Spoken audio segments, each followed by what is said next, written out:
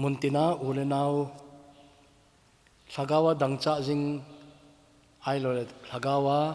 an ki holbe benom jing zo se pakai suminin salam kain bolin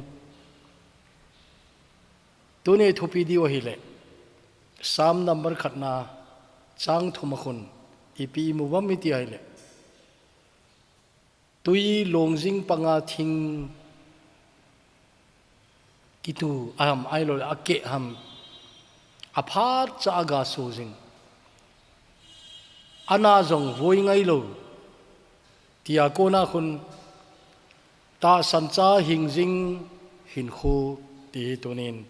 kan sei ko dahin tauna neuti wana ka pau pathin nalung sit na kim ngai lo nami khotona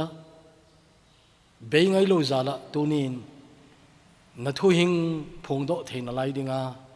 phat pha nei pi zalin na ko ma ki pa thu kan sei ki ne hi pakai gam sung hi hagawa ka bet tingule agol he zengin ahin la Krista zung kho nangma jing ho wang chu hing jing ding ka hi ve ti kamu vi nahi hi to bang a hing jing hin kho chu ka man the na di wa apha dung je ga jing ana zong hing jing voi ngai lo hi che hin kho chu ka man the na di wa na Bible pha ta kalam pi diu abula pat atop chan nang man nei na hilu chewa kon chu tu ni ai ken jong phat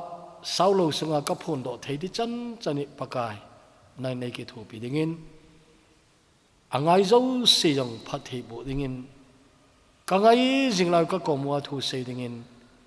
mehem o keu ngan silowa pakai mehem ogin to kizoma na ogin ma honging do dingin nangin phathen bo intin pakai je suminin katawe amen tuni thupi hoi ka ngai to ting le gel do khat ka nei ji apha ri ke chin tapun high school ka kai lai a hinalayam ai lo le college ka kai nung ham yong ka he tapun ana gam hi ahong ko he jingin kum khat chu go zu pun asal he in mun tin chu agoveng vung jingin bong le loin jong ane diu ham hing amu zo lo hi to bang kum chu anu mi ne he vet na lam cha goi main phai le i tio jong i khat cha ki bol pun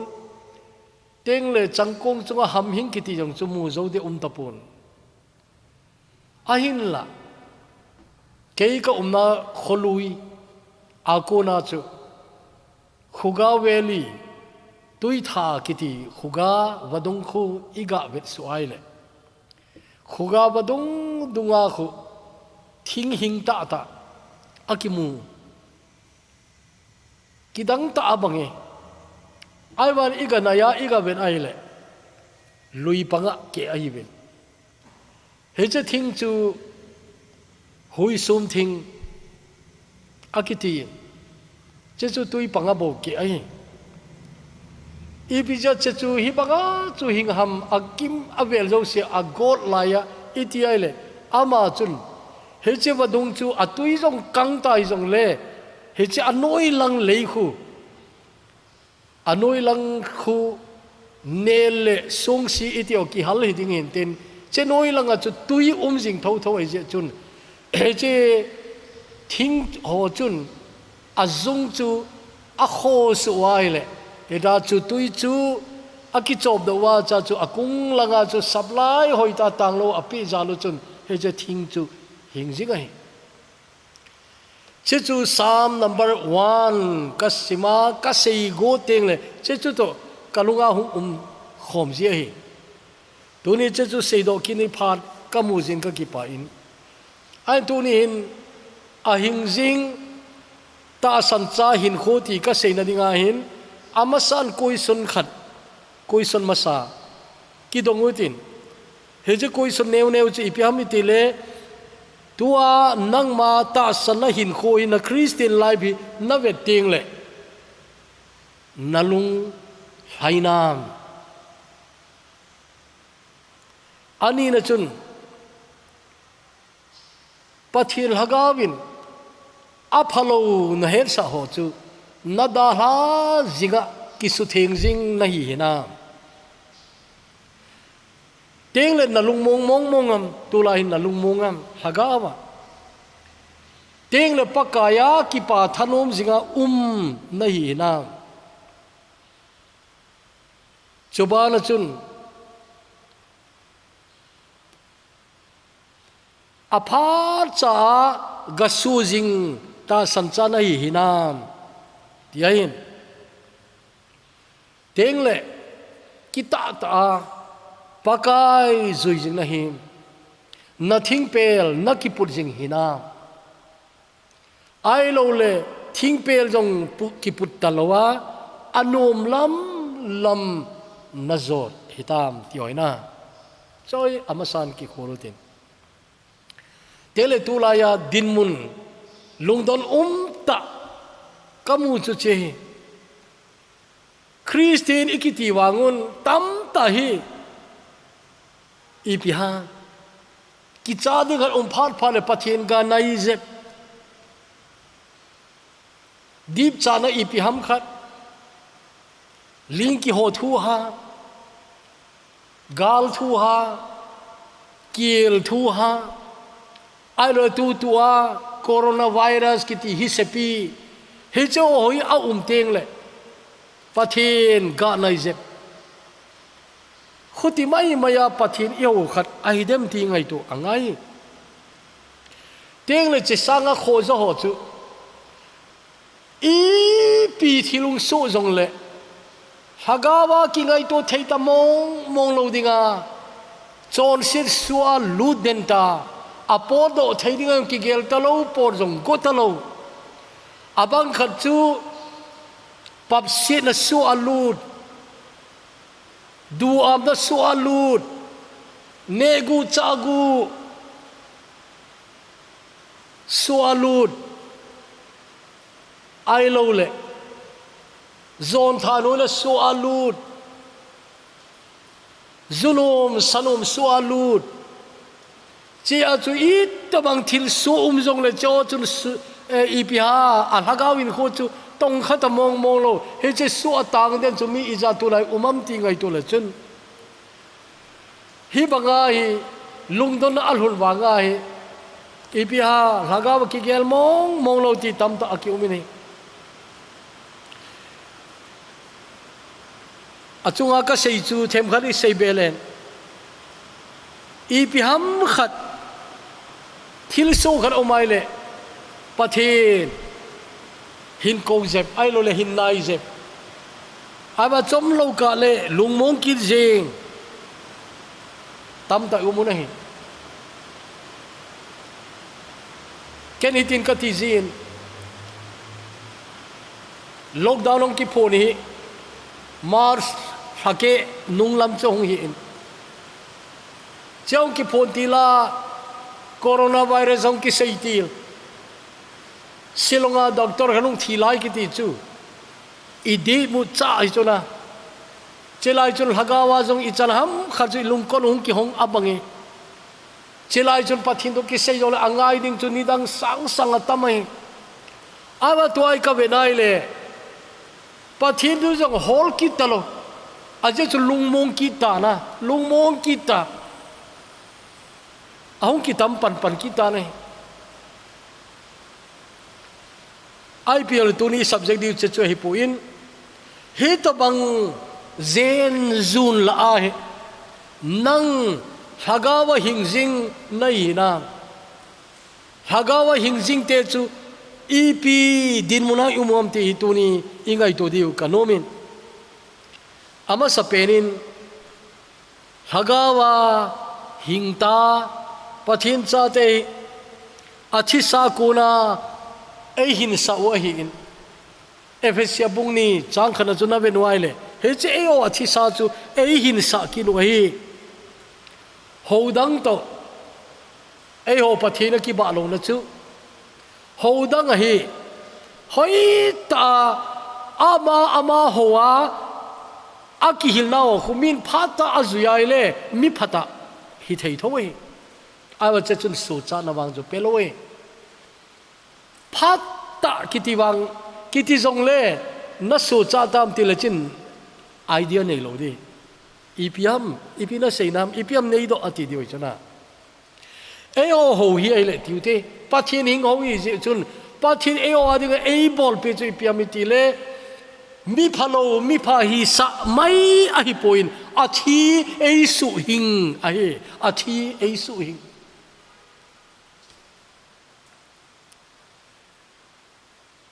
มีพาเลสิจุงอัตมินอินเดียอินัมปีว่าอีป้าอุกันดีเดียวบางที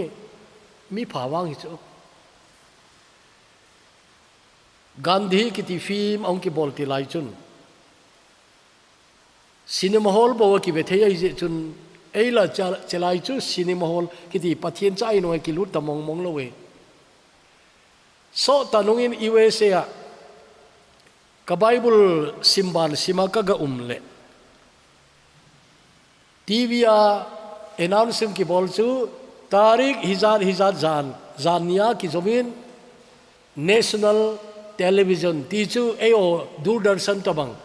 เปย์ชาแนลฮิโลฮิจาจูกันดีปาร์นีกิสุอินหุงสุได้ทินอัพให้กติงกาเวนัยเฮเจฟิมอาจารย์นี่นะจันอปานี่จันกเวทใจอะกาลงเทมมาสเปนจูโอฮิบังามิพาวานามูโรเจงดิจูปามายนะที่กาลงอ่างจูฮิบังามิพาวานากิมูโรดิเวทาอามานวางจูโฮโจมีอาเลขบูยงอัสิมาหินho Bible ma Christian te sanga sim zo ti dam a Bible hedan ki dangai ama non violence movement ni tyo zong hi tam ta khu che Bible ko na adia pakai Jesu thuhil na Matthew chapter 5 chapter 7 beatitudes ki ti khu chau ki la doi ati jiwene ai la ama problem mi pia mi ti le Jesu hi hin na pedinga hung a hi ti he pu ne athi sa hin sa ki ding hung ai ti a he pu ne hije chun adang dang chu pakai Jesu thu se wa adang dang chu phata ala hi jong le aman ata san lo khan aumin che chi piam ipakain keima chu lampi le thuta le hin na chu ka hi atiuna I am the way the truth and the life atiuna che khu aman ata san lo mong ai pun hita ala chu hije I am kiti Jesu in a sei lo healing ai ayo Jesu angol jong ai pun I am ati lo healing I know ati hiding ai keiman lampi le thuta le hin chu ka he ati din zonin a head khilham ai re hen sa akale lama su ami khat ding ai Jesu chu I am the way ti lo de I know the way ati de na a khodan chuna ai la pakai thui la tam ta ala ji chun ama mi pha hung hi chu good person na good person ke hi lo we ama ho chu noble man mi za le mi thu pia alingune eo iwang phanau chu chon senen pen pakai i thi nau ko na chon sa i thi nau ko na ei su hing ki di ji chun na mi phajep ding ke hi lo mi phajep di mai lo na mi phalo ta mi phading ke hi lo athisa eisu hin ki even chu iwang phanau chu tu ni point ma sapen ka seinom ani na chu ta sancha di ta kiti chu pathinin engai dam tai ti kisan akisan ke wilo hechin na Psalm 32 verse 5 na benaile ei hon ichon sit iphun khun pakan engai dam tai na angai dam tai nangin kachol se themo nei ngai dame ati hona ngai dam ki het kiti lungmonom na lom me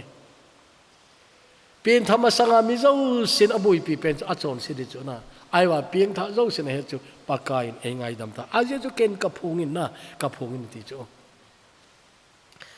จะบ้านะเหตุอังไงดำโมจู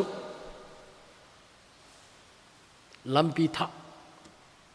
จุยดิ้งไอ้ตามินจอนบุงเกตจางขราประสมเลขัดคุณปากกายหินขัวทิลสุไงนมตาขัดอากิมุนจะจีบยามติเลนุไม่ขัดอาจอนเป็ดกิมันนี่เจ้าจะจิงกามาตาไอ้มันหิลกิโลปากกายกอมไอ้ปุยนี่โฮฮิลเจนุไม่นุยอาจอนเป็ดตากิมันนี่โมซีดานดุงเจจะส่งอาเซลิดิ้งไงนั่งอีพีนัสเสียมาติวอาลุงเที่ยวปากกายเนี่ยจูอาจจะจูเสียตำดาวตินอันปากกายอากอมละมะนังฮอลาโจนเซโลเป็นนี่เสมาสามนาทีไอเลยอาลีนเป็นอาปัดอันเนวเป็นเกินอาทิจุนะจะอากุมตำโจนเสตำฮิเลวกิโลมเลวเฮขัดจะเสมอมตะปุอาจิตาวนี่ขัดนุกอมะนุไม่เทมนัดจันโหจะหอยลำใบตามัมก้อยมาเทียมเรานัดจันโลหิตามอาเทียเลปากายก้อยมาเทียมอยจันปุยเฮ้ยจะทิลขัดอีกะไงตัวนี้ก็เดียวมินเฮ้ยจีส่งอาเสพลีดิ้งอากิโกโฮอินอีเจนุเมนูอันปุยนาวอาเกสขัดบุยโจเจจิงกาอาจอนเป็ดอีโบลาอัปสัลปาจันปุยรู้เอ็มที่สุดท็อปิกโจมเบะก็เสียนตัวนี้เสียมันปูตินเวทาเฮเจจิงกาอาจอนนับบูจูเฮเจเกสจันปุยโจเฮเจนุเมนูนปากายอ่างของทุนาวางฮีอาเฮดมาดิงจูอาเกสิเจจิงกาอาจอนนับไม่ลวินไอ้เขาปุ่มเปียอาจอนสินเดโจสิจูปากายอ่างตายไอ้มูดิงินกกิงจาเลยไอ้ละยิสุทูนี่ดังอันนั้นจะสิ่งสายจนไอ้สัสเสียนกบคมยงจะเห็นตินจะยิงกาจนเจ้าวังฮีปากายฮีที่อารมณ์อันสันสุเฮเจจุนปากายก้อยมันเทโมเอจันตปุยดีปากายเกณฑ์จงเทโมกจันปุยเชนลังนะเทโมกจันตปุยไงดำนาหิตายนะเชนลังตุกัลจนสกิตหิเชนลังตุกัลจนสกิตหิมิตามตะอิลากาวินคูอัดดุดาลุนะฮิตุกัลกิติปาฮิอีเกลขอลูเจียวจูสามจาเลสมทุมและทุมลำคนอีปีมัวอีติเลปากายนั่งอินเทียมนาหอยนาเมลซีดิ่งฮิเลก้อยห้ำนาอ่างดิ่งเจ้าดิ่งอาหินลานักโกมาไงดำนาอุมีมินนักินที่นาดินที่จูอีทีโมนาลุปากายนาเมลซีดิ่งก้อยมาอ่างดิ่งเราเราดิ่งไอวางอ่างไงดำนัดจุมินักิสันติงเลปากายกินเข็นจ้าหินโคมินอามันไอตายที่จูจ้าองกิจิจูนะจะจูนุไม่นุกอมเก่งเราทีโมกจันปุยจีนักตุกัลจอนสกิตาหินอันติตานัยอาบานินพอนี้เปียเสยก็ยิ่งเลยคริสต์จูอากิซิมไทยที่เอว translation เต็มขาดอาวาดเจ็บที่เด้ออีลุงไงนะอะไรโลขัดเกี่ยจู a new creation นะที่นั่นอังกฤษมีก็ยิ่งเลยคริสต์จริงเลย a new creation ในใจที่จูทิลเซมท่าไอใจที่ไหน creation อิติปาคูเอาโลวาโกนาหงไอเอ็มตุนเอาสาโกนาจูทิลตั้มตาคิเซียมเทจูที่อาโกนาคิเซียมเทตมาต tamai gari sim na azong apangin insa na ding van chum ai lo le ipipia man cha chum man na ding a chun che thi ngen cha kisim chuna he to bang chu sana ako na kisim do jong omin ai lo le sum enga ko na kisim do jong omin ai lo le example kan chu thing bim len ta khat chu na a nai le thing zol thing pe tam dang so do in cha ko na jon ben jong isem theyun ai lo table isemun zal khon jong isem theyun na che choi le chu create hello chu a sa ko na sim chu thinga ko na zal khun thinga ko na bench thinga ko na table na ta chu sim chu I out of nothing lo wa ko na te creation it is na ale yo lo wa ko na kisemi pia etile lagaw hin ko hi na nei kha lo hil lagaw in ko na nei kha lo hil chu krista zala nain nei dai na chor sin na kisi apaka inan kisan zo khun ipia i bible asai ezekiel le khabulam chuna venai le bung som thum le gup chang som ne le gup lam chun namun che che pia mi ti le sung banga ta alung chang chu la do ing katin ta sa phe banga nem lung chang kapi ding ahin lagaw tha kapi de ti wala lagaw tha he chu ni da gan nei kha lo hel pa the lagaw thengin na chen pi a hita in khalowa ko na lagaw in khong ki sem ahin che chu tu ni krista i chanui chu a thu pi le sing nei ai le che chu dong ki zom chi pion tele polin korin thoni bunga chang som lenga chun ahing ho cho ma ho dinga hing hi talowa athi khelo thi thoki ading zo a hin dingun mi zo se thi khelong thi ati nai nain kho purpose cha hong kilang ta chu min pathin amu chen lowai le ain kho purpose he ta lo pi lekha thi mon jong lo khamlin ta nei hon jong hin kho purpose nei ta lo pi wa kham hoi ta nei di lo tam ta nei ding saving tam ta nei di sum tam ta to retiring tio kal chu he anei lo pi wa in hoi ta khat ki cho ding delhi in khat ki cho ding bangalore in khat ki cho ti kal chu a he lo pi wa chom lo ka beli be di ho bo aboi pi wa ton sol gamana ngai to lo pi wa che ho chun min krista anei tele ahin lo an ki heta in adam na zi an ki heta in na ibija leise jong ping kaim ti ki heta in ai ni khat chu churu chan pur gol hang khat testimony youtube kan ngai nei tu nai lama chicago bible seminar umin a testimony ta sei chu a title jong chun kahung pin kana kisi ati chona leise chu kahung pin kana kisi a story sei le lung se ama mila sei do ita ju ken sei son yin katin ama sei chu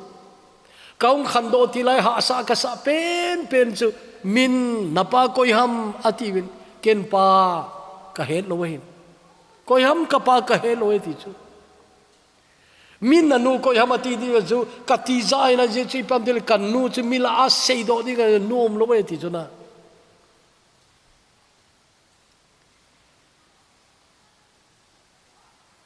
kahin khuwa thil zo se thasam ka ki ngai to ting le leisina ka hung pe ni ka ki si ati ki khai li dinga angonga khaw atu zo nuwa pakai oza a pakai lama anaki pi ai tuna la chu ato nu matam da ni keng ka kine pi loi ahin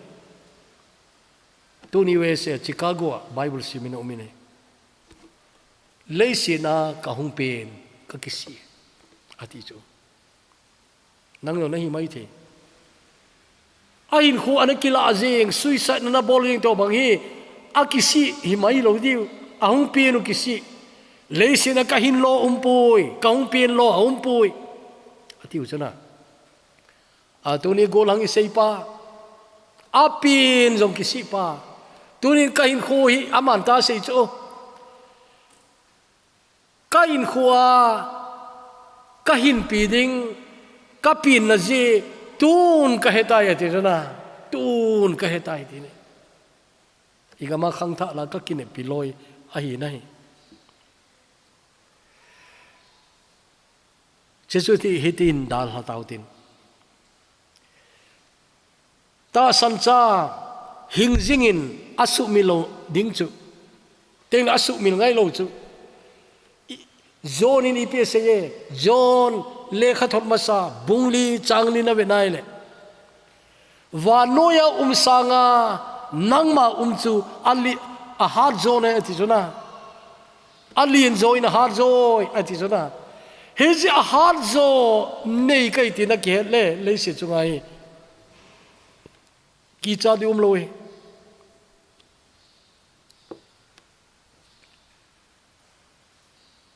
hezi thui kalunga hung kelang chu Goliath million pa mi har pa zodinga khu hiche gal har pa zodinga khu Goliath sanga lien zo le har zo pathina ngai chapu nei hiche mel chi o che poi ni poi moi Goliath kiti gal har pa le million pa zodinga chu pathinin Goliath sanga lien zo le har zo angai chapun Goliath sanga har zo pathina kingangam ta sangam angai chang chedinga chun sepai pang kham jong hinai lo kel ngoi ching David aung ki pedoi nei David che Goliath ko anoi si lo cho amo anoi si lo katina amo anoi si pu nei noi si hoyong hi lo e gam chenga hat ding na aiwa David in a he chen ji pia Goliath bai ta azoding pathin he chi ni ta sancha na in kho che chu sumil da in vanoya sanga keya hi ahar joy tina he nai le na boi lo dinga hi abanin tulai vanoin angai thupi chu hausat na hauna ega ma jong kate hau inop dan no hi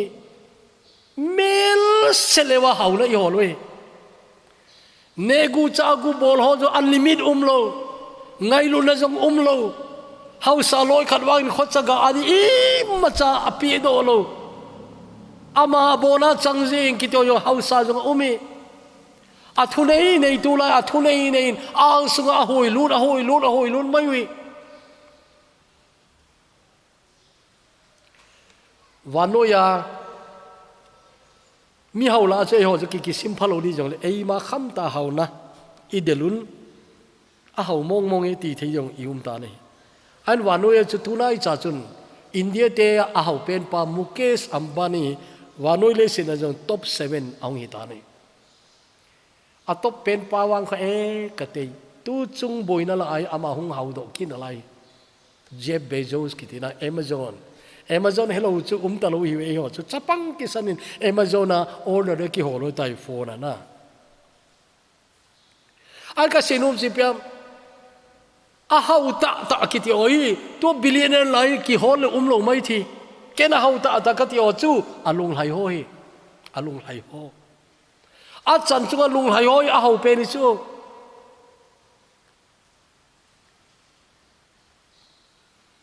Billy Graham athu se na khat kana za chu mun khana thu ka seya cheni ha ka thu sei chole pakai Jesu Christa nei ho lung haina ti ka sei lai chun ki khena chun mi chom chu chibai bol zo chun mi khane e na nga jingin achangai phaje en nine da chun chibayong bolin Billy tu zana na thu sei zo nge yi le in ka ngai nom the ai wanga I doubt it ka ta san zo pui contentment kiti na lung hai na kiti pa na sei chu ata mongam na ata mongam I Bible godliness with contentment is great gain pathin ngai sana lung hai na pangkiti chu tun na thupi tai ti hona godliness with contentment is great gain Billy เฮจิลุงไหนั่นนะใส่คู่อัตตาแต่มองอ่ะเวนก้าวนาทิลดังกันเอโฮใส่ได้ไงอเมริกาฮีกับบิลดิ้งสกายสครปเปอร์สัตย์ว่าอินสังตาตาอเมริกาฮีคอปีสมกุมากับบิลดิ้งอาอุมินกับบิลดิ้งโฮอัสสันดันเอเวอเรสกิลาโกลตะเล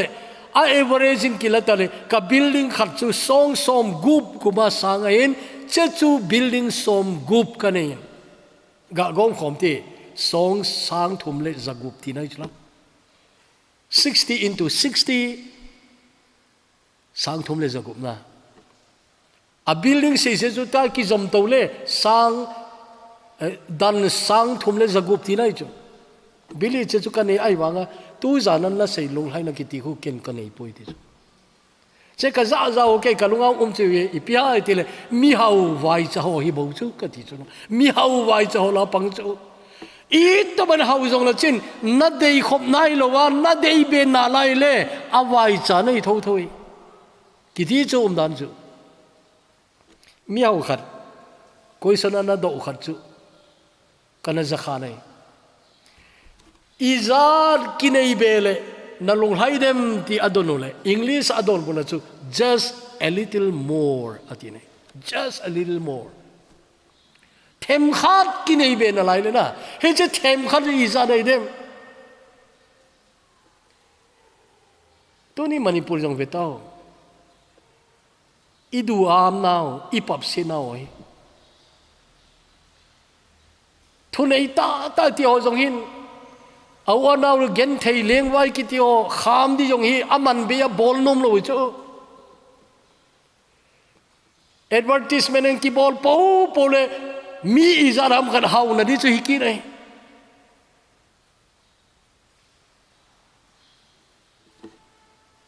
อะโคเลจิงเนี่ยตัวลายอิปับเสนาวินาอัลลาตาสันจากิสุบุฮิโอนัดจนาลุงไห้นะฮิเลนังอาหาวนี่เฮ้ยจนมีลุงไห้ฮอจนอีเปียเซเวเดวิดบังอินนะโอ้กัจจันนี่ก็ลมโลจันกันในไอ้ตายเกย์นี่ก็กิลมโลไอ้ตายนะมีนุขราเสยโอ้ปะทินอินไอปีก็เป็นเลยที่ก็อินดีฮิเซงก็ตีเลยคิดดังจงก็สายนะที่อักกิปานันจนมีอาสังบุญวาลาหอยจงฮิโลจูไอ้ว่ากิปานะจีเหตุว่ามันเดวินินอีพีนั่นเสียซามูเอลเลขบัวนี่นะบุงสกิจังสมเลเกตเวลจินโอ้ปากายก็ฮิโกยก็ฮิยาก็อินิสุงจงฮิอีพีฮิยาฮิจันล้มในปุยที่จนะฮิจันล้มในน่ะปุยตายเกย์โกยก็ฮิฮัมก็อินิสุงจงอีพีฮัมจะจูลุงไหในจูเดวิดเอาจะลุงไหไอ้ปูนอับเปป้าอังไงตัวเล็กกี่ป้าจูนะลุงไหนะจะจูนั่นเองเราเล่อีซาดนับเองบาลานซ์ดิจิตสกิดิจิตเกตเตียงจงละจุนเอาไว้จะลานะปังเท่าๆ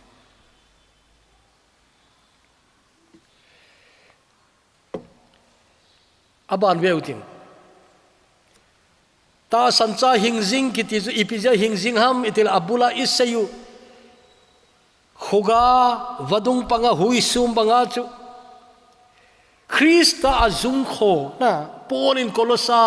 บุงนีจังสักยานะเซคริสต์อาจุงโคฮัตินัยคริสต์อาจุงโคเฮ้ยจะคริสต์อาจุงโคจะก็ยีว่าอาลุงสุงปากายอาเลงปะอาโกยานิสยาไบเบิลสิมานิสยาปากายโกมาตาวา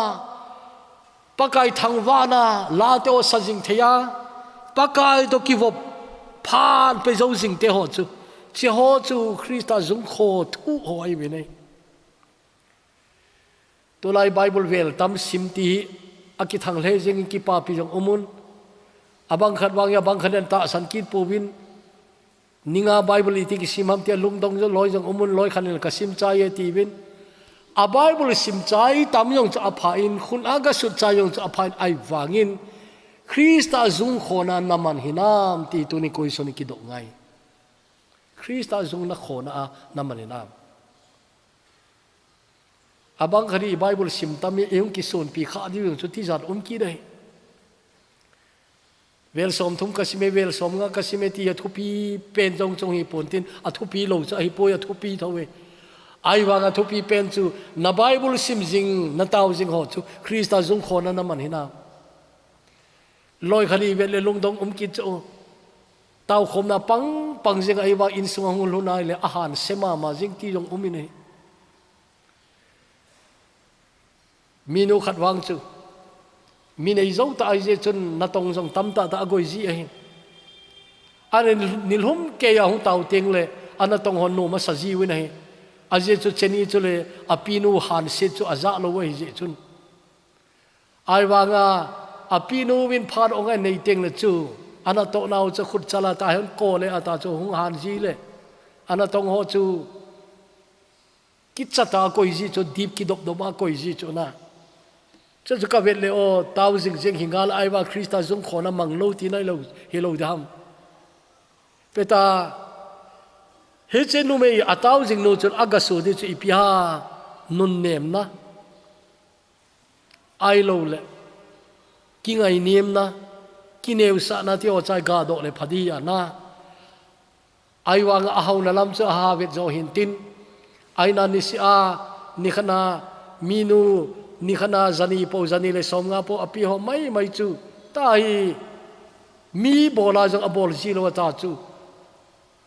apho chat vai ji da ne chu chi ya chu ka ngai to le na ataw tam hi zung khona aman lo kharim ala ataw ti ole ipi ga sei ji ai de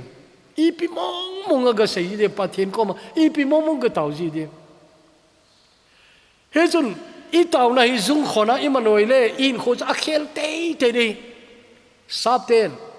ni danga chu prayer changes things ti sauta chu ana sei tu jong adi ye che chu awa to la a sei bel to la ki tel kum som ni be ki tan te a ki sei be chi pia prayer changes the person who prays as you know taw la ki ti chu a taw mi hin khoma ma a khel ya ti chu he chu tu ni I bible sim I taw pathin I hai pathin I ho khom he ti oi zung khona I manai le na christian in kho chu a zung thu ta na kho so di cha ko na chun an pha na ki mudinga golowan na theiding a hi che chu su mi loading in ga ko hitin abanin 20th century prophet anati zengu lekha jong anas ji tam theologian jong hi evangelist jong hi revival preacher jong anahin lekha bu tam ta anas ji in chu A.W. Tozer agitin ka student te ko mawang chun A.W. Tozer lekha bu namu musimulang bookstore yo nagabuli ki choun lang na future adiun ki koyun kati ji A.W. Tozer lekha bu hi he je A.W. Tozer chun thil khan asei tunin kan sei do numen che chi pi ha van lui hi ki chep namun a hi pon gal mun hi ati chu kimel chi hote he je van lui hi ki chep na playground a hi pu in galmun battlefield ayati so na battlefield he jo pathin cha na ya na ta san hin khu hoi da na man le gal ni se na ne ti na ki hen nga ya gal sa dinga paka na sol do jing ti na ki hen ngai ai jong le tu lai chu pakai na tong ka hi emission na tong kai ti ho jong hi akichim hi wam ti no ni di yo na mu ji di ka ging cha ne ai wa pathina tong ta ta ho chu gal mu na umai be ne gamla jong le na ya jong le lokala tong wen lang ai lo le foreigner tong jong le pakai la chana tong ta ta pakai a hin na nei ta ta le ama deng ki peta dai ti o chun le siri van noi hi kichep namuna hi pon gal mu nei it is not a playground it is a battlefield ti aki helo chuna chedi chun tunin ilung thimui sudi ki na lai lew hin ti e de yu nei achai na lang kan sei nom ta ing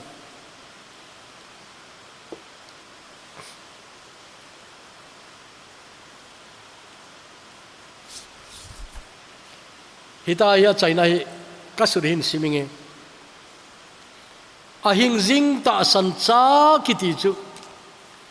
i to bang mun le i to bang phana jong le ahing jinge phat num le phat nawa la ya jong ahingin phat ha sa le phat boi la ajong ahinge apha dung zuin ato dik a ki henin pakai ding aboi thei jinge akima bel thil zo se ki khel dang ki khelin hong ki dang lam zeng zung zong le ama aile adet jingin aje chi pi hamiti le iti azong ki khelo pakai ata sana angap ji chun Hebrews bung som le thum changge na chu ibenai le Jesus Christa chu zani tu ni le tun sol ge ya angai ngai abang bang chu hi jinge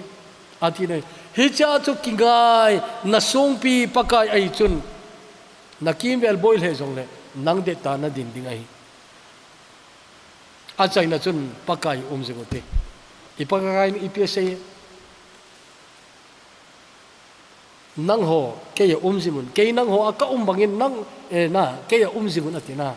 aje chu pakai na het chin mama chi piam ke ma lovin i ma cha na bol thei pu ati chu khameni chu WhatsApp group khana thu khara ong ki sunin jisu hi mihil mai maya hung hile ka bol zo lo de tam ta hung hile ja chun ke ka boi de ati zona ala che sunpan a he chen ju pi ha ka bol ni ai hila hu ai mai ai po in ka bol ni zo se ka bol zo na dinga tha ai pe dinga hu ati nai chu tha na ai pe dinga a zo na ai pe dinga a bol thei dinga ai se ma ama hu ai a je chu a chi sa ki su hin ki he in a tha a ai se new creation is it chun a dei bol thei ding i taw ni taude hepa lusit him pathin na thuing tu chung adinga nei pe chu kan sei do tai abani pi nei pe ki di ke poi jongle tu chung adinga chahi kan sei do in azale angai khazo sedinga nang phathei bo in lang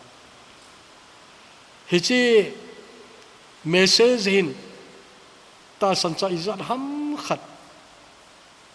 hin su halki den lang izat ham khat alu sai jong le hin kai thoki nen lang izat ham khat su Krista adinga sepai hang sam tai de nangin hin chou do dingin pakai Jesu minin kaung tawe amen.